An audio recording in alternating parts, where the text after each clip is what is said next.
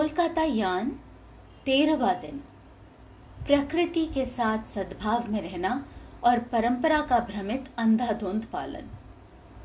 बहुत से लोग मानते हैं कि योग का अभ्यास और धार्मिक अनुष्ठानों में भाग लेने से वे आसानी से ईश्वर की ओर बढ़ेंगे, और वे सोचते हैं कि यदि वे इन प्रथाओं का पालन करते हैं तो वे जीवन में सफल होंगे और वांछित परिणाम प्राप्त करेंगे।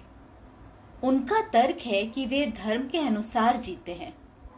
हालांकि श्री वेदव्यास के अनुसार धर्म का पालन स्थान, समय, चरित्र और अपने शरीर के अनुसार किया जाना चाहिए। इसमें केवल अपने व्यक्तिगत विश्वासों का पालन करना काफी नहीं, इसमें उन रीति रिवाजों और प्रथाओं का पालन करना शामिल है जो उस समय और स्थान के लिए उपयुक्त हैं जिसमें कोई रहता है।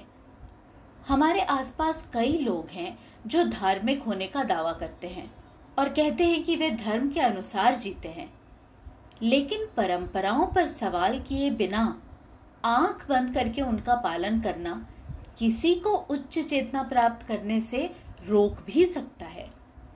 अंधविश्वासी परंपराएं और मूर्खतापूर्ण आदतें मनुष्य को महानता प्राप्त करने से रोकती हैं।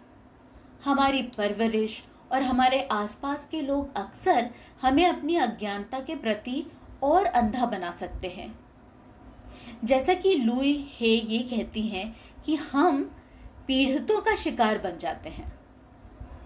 हमारे बड़ों द्वारा दी गई मान्यताओं, प्रथाओं और भक्ति का हम पर स्थायी प्रभाव हो सकता है। हमारे शब्दों, व्यवहार, कार्यों और विचारों को आकार दे सकता है।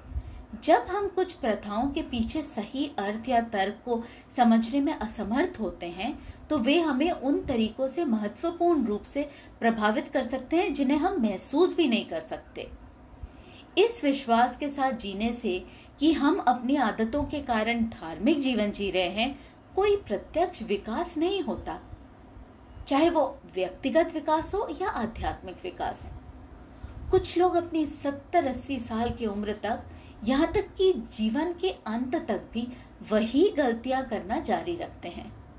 वे अपनी मृत्यु तक समाज के लिए एक मुखौटा लगाए रहते हैं, बिना खुद को सही मायने में परिष्कृत किए या ज्ञान और आध्यात्मिक अनुभव प्राप्त किए।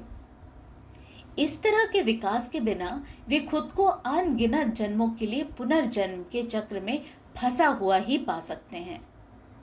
पुनरपि जननम पुनरपि मरणम, इसका अर्थ है बार बार जन्म की पीड़ा से गुजरना, अगले 10 लाख वर्षों तक बार बार मृत्यु के पीड़ा से गुजरना। भले ही हम आत्मज्ञान की अवधारणा को अलग कर दें, जो लोग प्रकृति के साथ सद्भाव में नहीं रहते हैं और प्रकृति को अपने विचारों से प्रदूषित करते हैं, वे प्रकृति के नियमों का उल्लंघन कर रहे हैं, उस प्रकृति का जो सुखद अनुभव लाने के लिए है। जब वे कठिनाइयों का सामना करते हैं तो वे अक्सर पूछते हैं, मेरे साथ ऐसा क्यों हुआ, मुझे ही क्यों, और अपनी परेशानियों के लिए दूसरों को दोष देते हैं। हालांकि अम्मा के मार्गदर्शन में एक सुषुम्न क्रिया योगी जीवन की गहरी समझ विकसित करता है।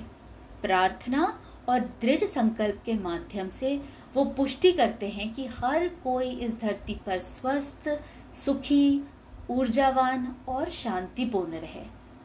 इस शक्तिशाली प्रार्थना का उनके अवचेतन मन पर सकारात्मक प्रभाव पड़ता है।